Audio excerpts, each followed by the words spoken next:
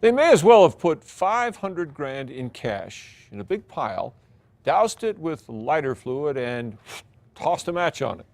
Larry Barker exposed the government real estate boondoggle that nobody wanted to cop to. Well, now he's getting you an apology that you may not have known you had coming.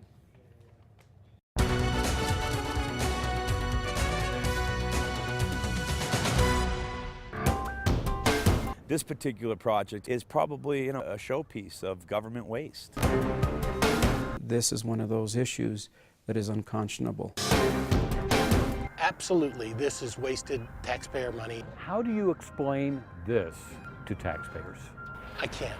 There's no explanation for this. 2 years ago, we told you the secret behind this worn-out, ramshackle building. But don't think of it as just some seedy warehouse. Think of it as a $500,000. And this is what happens when the government squanders $500,000. When you look at what's going on behind us here, Senator, what goes through your mind? That the taxpayers deserve an apology. What's this all about? Flamenco.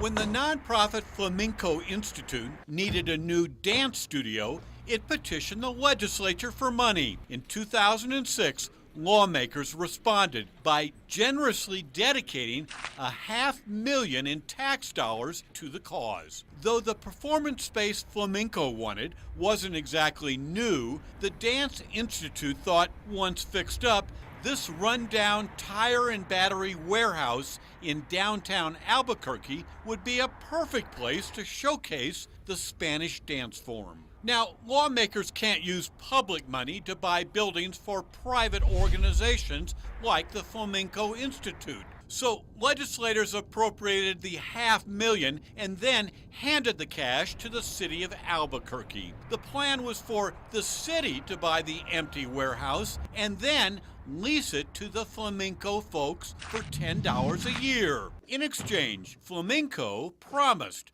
free classes for low-income youth, dance demonstrations in Old Town, as well as collaborative programs at APS and UNM. However well-intentioned it sounded as a community arts project, the Flamenco deal was a boondoggle, a classic textbook case how to waste $500,000, courtesy of the New Mexico legislature. You see, it was only after the city bought the seedy warehouse that anyone bothered looking inside. Nobody noticed the decaying walls, the rotting wood floors, the leaky roof, the fire and water damage, the badly cracked concrete walls, or the dangerously precarious support beams. City inspectors found the mechanical, electrical, and plumbing systems to be totally inadequate. The entire warehouse was deemed unsuitable for use. And because lawmakers only appropriated enough money to buy the building, there wasn't anything left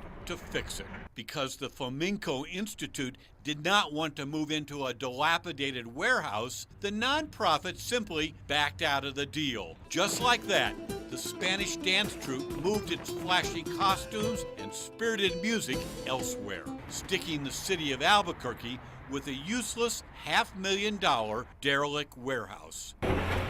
Due to its total disrepair and lack of any redeeming qualities, the Flamenco dance studio that never was demolished last month.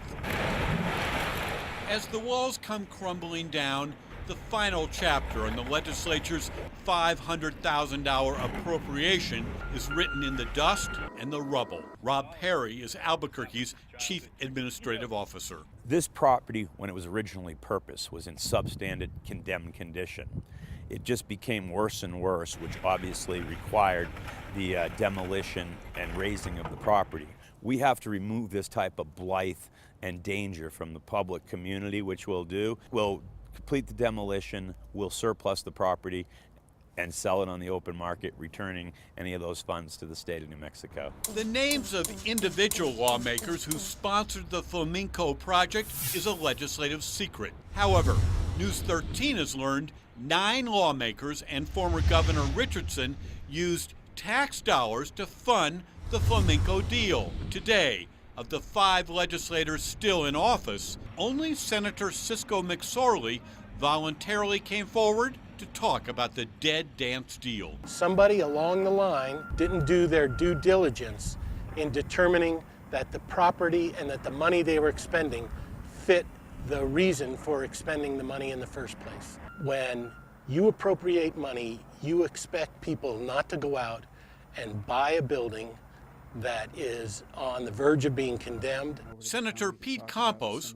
was not a sponsor of the Flamenco project. However, he has been a longtime advocate for change in how the legislature spends tax dollars. It should not have been funded, and as a result, what we have are over $500,000 that were taxpayer resources that were not used in the proper fashion. Change needs to happen, and this project is a prime example why that change needs to happen, and it needs to happen soon. I think there's enough blame to go around everybody, and I want to make sure that people understand I'm as guilty as anybody. Does somebody owe taxpayers an apology? I think the whole system owes the taxpayers an apology. It's disheartening. It's hurtful. Those are resources that could have gone into a child center. They're resources that could have gone into a senior citizen center. They're resources that could have gone into a clinic that would provide good health care. I think the lesson is to carefully select projects that provide public critical infrastructure needs, to fully vet those projects, and then ultimately to fully fund them so that we don't have a pile of rubble and $500,000 in waste at the end of the day. It cost the city of Albuquerque $55,000 to tear this building down and haul debris away.